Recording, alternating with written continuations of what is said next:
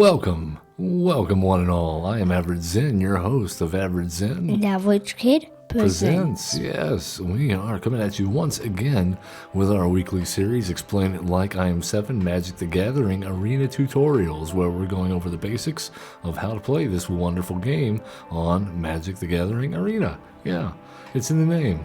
Huh? Last week we took down our player opponent. Yes. Yes, using the black deck, the mono black deck, and the color challenge. And this week, we find ourselves playing our first hand and our first opponent with the red deck. This one's called Goblins Everywhere, and we'll be having Chandra Nalar as our avatar there. And we got some fun stuff in here, like Inescapable Blaze, and this spell can't be countered. So that's a new one for us. What do you think this spell can't be countered might mean? Like counterattack, like if someone tried to punch you and did this, twisted the wrist. It's like that. So when you attack, they can't counter it like that.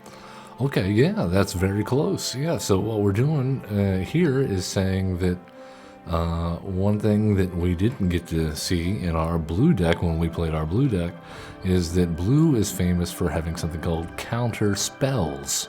So where you might counter someone's attack, well, if you counter a spell, then you're canceling or denying them that spell.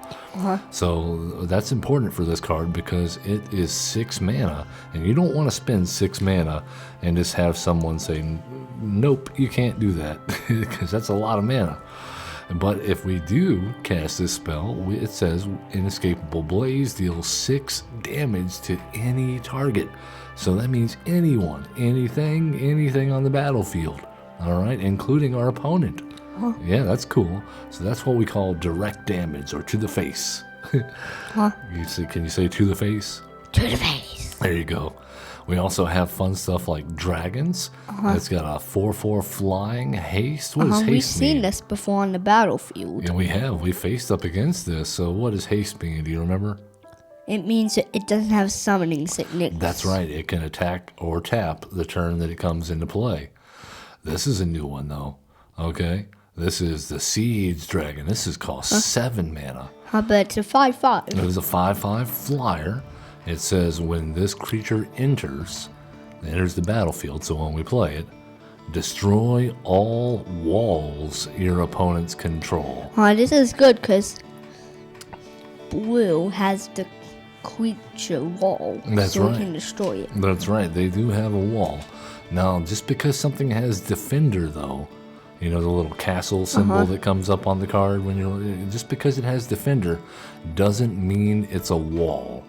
Just like this says creature dragon, well, a wall will say creature wall. It may say something else, but it'll definitely say creature wall, okay?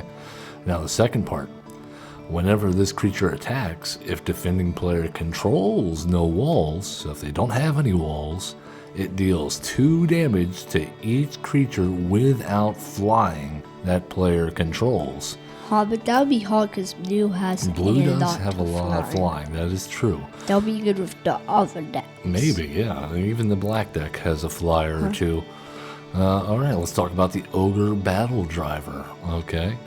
This one's on a box. Yeah. Deck box. Yeah, this one, it is. You're right. It's up there. Yeah. Ogre Battle Driver is a 3/3 for 4 mana. And it says whenever another creature you control enters, that creature gets +2/+0 and gains haste until the end of turn. So like this guy already has haste, but this guy does not.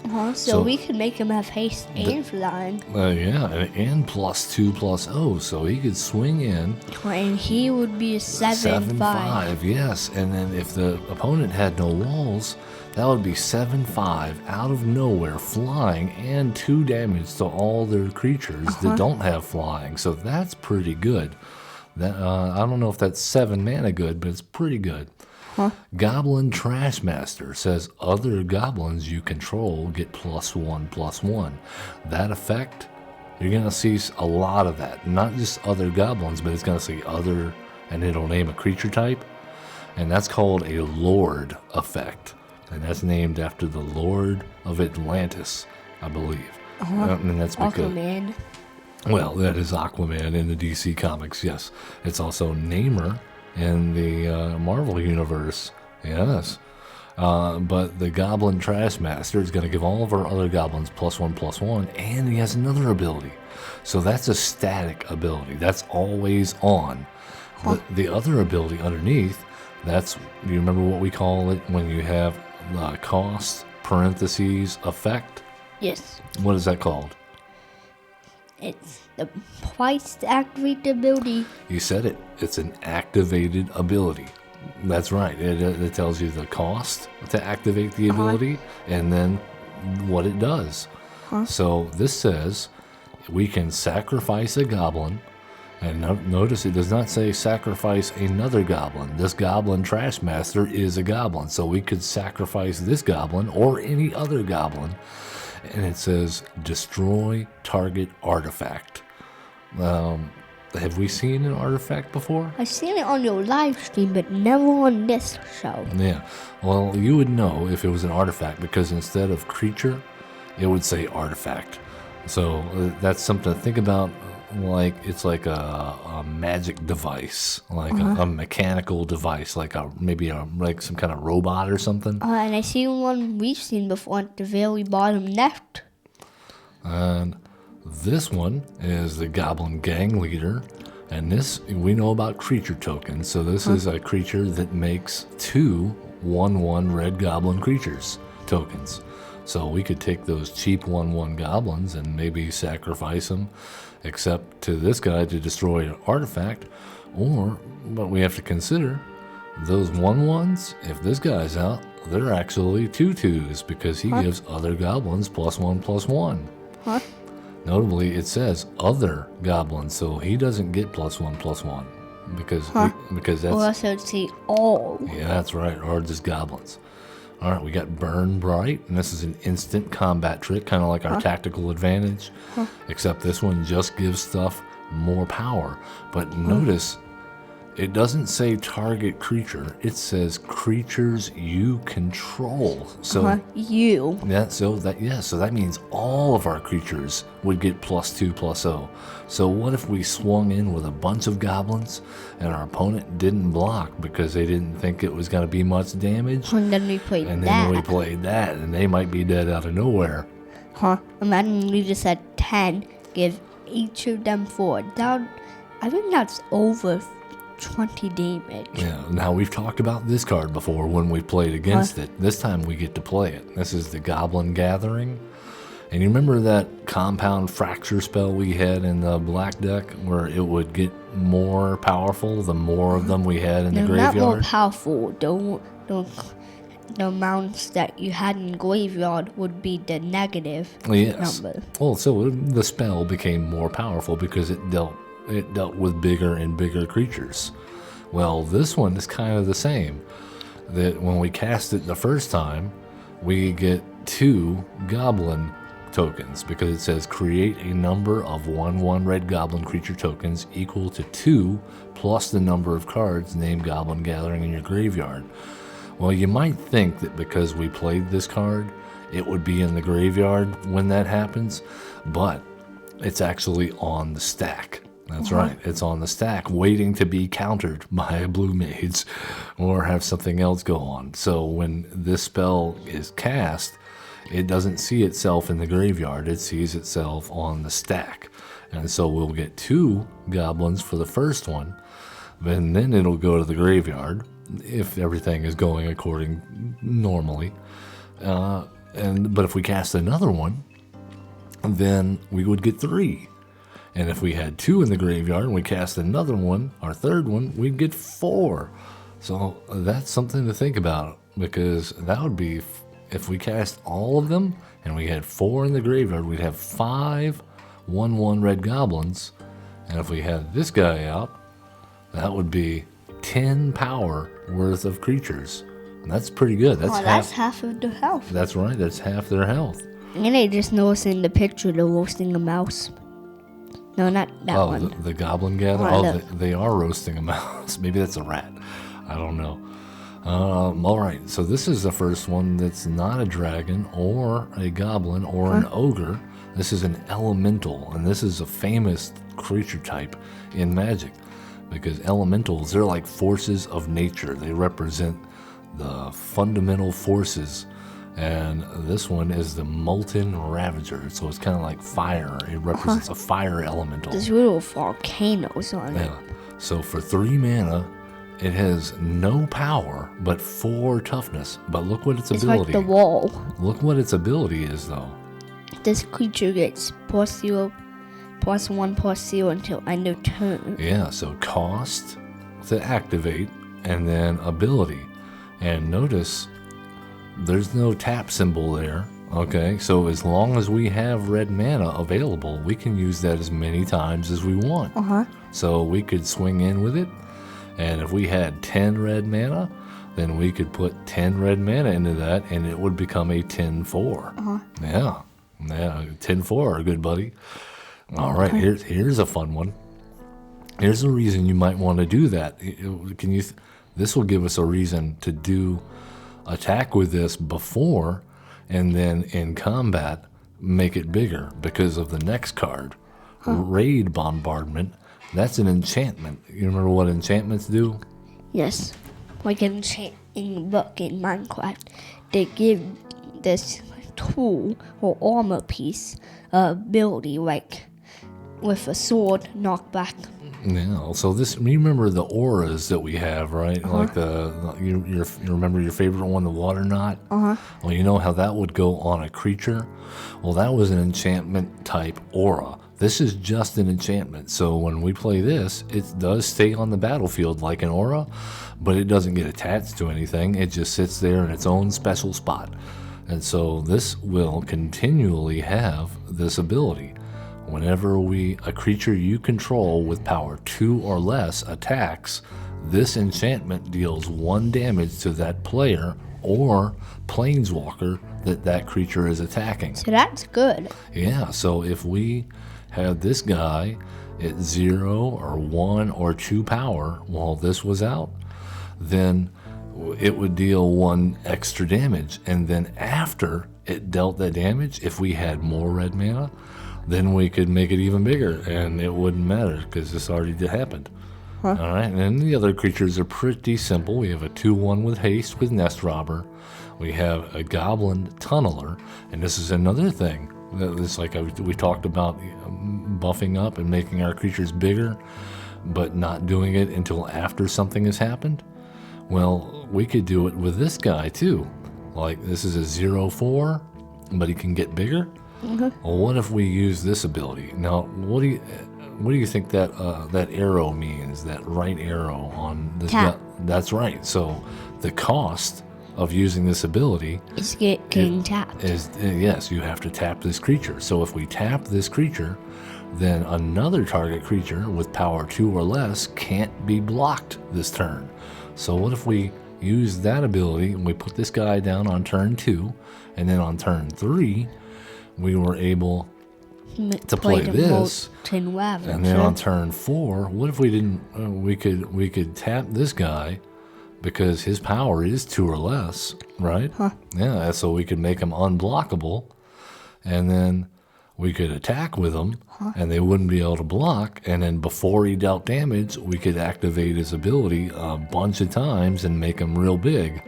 Yeah, and that would be guaranteed damage, right? All right. Well, let's talk about the. Yeah, we've seen this before. Yeah, we know this one. If he becomes blocked, that means if we attack and the opponent blocks, then we get a goblin.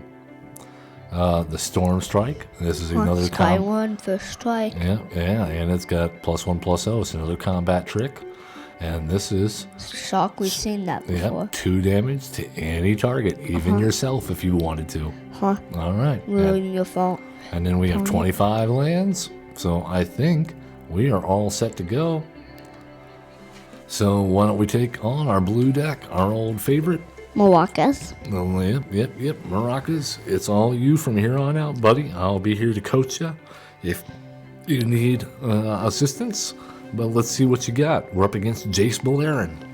Jace Balerin, it's a cool name. Yeah, that's a pretty cool name. Oh, Amelie knows we got that. Oh, this is a pretty good deck. Yeah, we got some good plays already. Play land. We have one of these. Should we play it?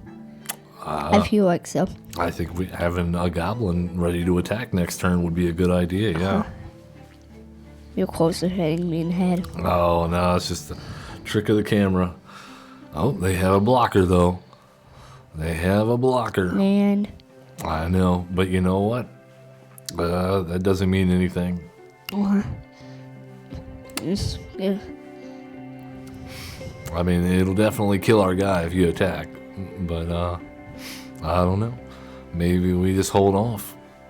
I mean, there's no point in attacking, but he's just gonna kill our guy. We'll get a goblin for it, but I know that seems like a waste. Not until next turn when we can play that raid bombardment. But we do have this, which is good. The rain bombardment. Yeah, that's very good. Then there'll be a good reason to attack, because it'll deal guaranteed damage. So It's just one damage. I wouldn't block. We can take one damage. Play and win. All right. We can play on these. Yeah, but I think the better play would be to play that raid bombardment. That's just me. I'm doing it.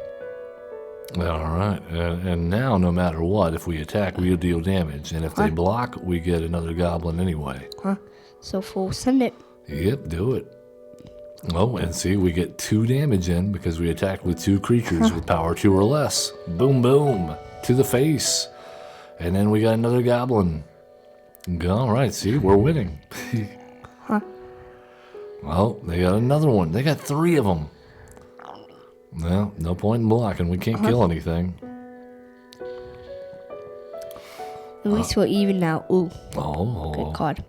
Yeah, we got another one of those. Let's play it. Well, I think this is one of those cases. None of it has haste, and none of it's going to make us any more powerful during our attacks. So then we can play both of these. Well, this one. Remember, we can play all of that after combat. There's no reason to let them know So just play land. Yeah, I wouldn't play anything. So next. Yeah, we want to leave everything to be a surprise. Attack. What do you think? Should we attack? Now, because they could walk with that guy, and that would kill our guy, but then we'll get another goblin in return for hissing it. Yeah, they can only block 1. Exactly. So we want to look like we're desperate, but we're not desperate. They can only block 1. I'm choosing this guy because we don't want to lose. Oh, it's fine, buddy. I would attack with everybody. That way we get more damage. Oh no. Okay. All right then. You would have gotten more damage if you would have attacked with both because of that raid bombardment. You would have gotten 3 damage in because I tried to hit all attack, but I ended up hitting something else. That's because you selected one goblin instead of hitting all attack. We have to stop and read the buttons sometimes. All right, now we can play our land and we can play almost all of our cards. One of these. Yeah, one of those, and then another 10th Street Cadet. And all of a sudden, next turn when we attack, all those guys are going to deal 1 damage. That is a lot of Sworn Guardians. Mountain. He's got all 4 of them. Wow. Okay. Mountain. No reason to do that. Just like last turn. Ooh, we can play this. Just like last turn, there's no reason to play that before combat. For Sunday. Yeah, might as well. They can only block 4 of them. And either way, we deal 5 damage when they attack. That's a lot.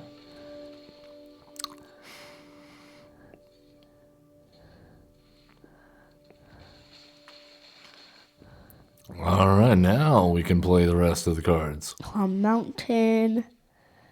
And now we get 3 goblins. So when we attack next turn, they'll take half of their life total. Hopefully we draw a better card next turn, though. So, no. Nah, I mean, we're at 17. They're only going to deal 4 to us, and they're at 10. I think we would be better if we did not block, but... I'm doing it. Oh, we got another Goblin gathering. Well, there's no reason to play it before combat. We'll send it. I mean, you can only block with 1. That's right. That's and we still do 5 damage. That's right. We actually deal 9 damage. 5 from raid bombardment, and then 4 from the unblocked goblins. So now they're down to 1. And now I think we win, because I don't think they're going to deal 13 damage Might as to well us. just play Mountain. Yep. And Goblin. Just in case we draw something really good next turn.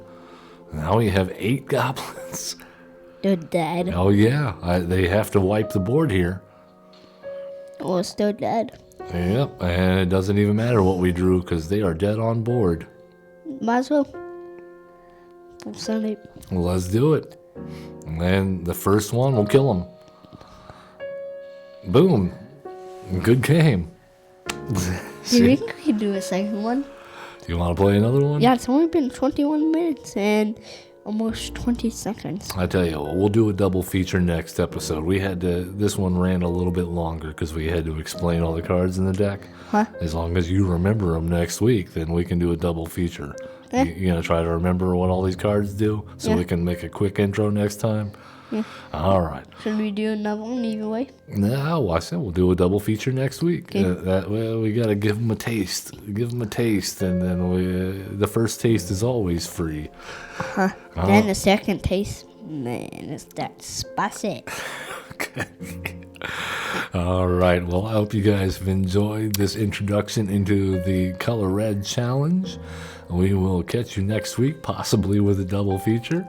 And that will do it for today. So as always, please, number one, if you have not given Average Kid Presents on YouTube subscribe, yeah, give them a like, give them a subscribe. Comment? Yeah, comment, send them love. He's hanging in there with Average Zen over here. And I rode my bike today. Oh yeah. New bike rider. We got a new bike rider here. In fact, he's gone to the Scouts and done a bike riding badge and safety class and everything like that. Huh?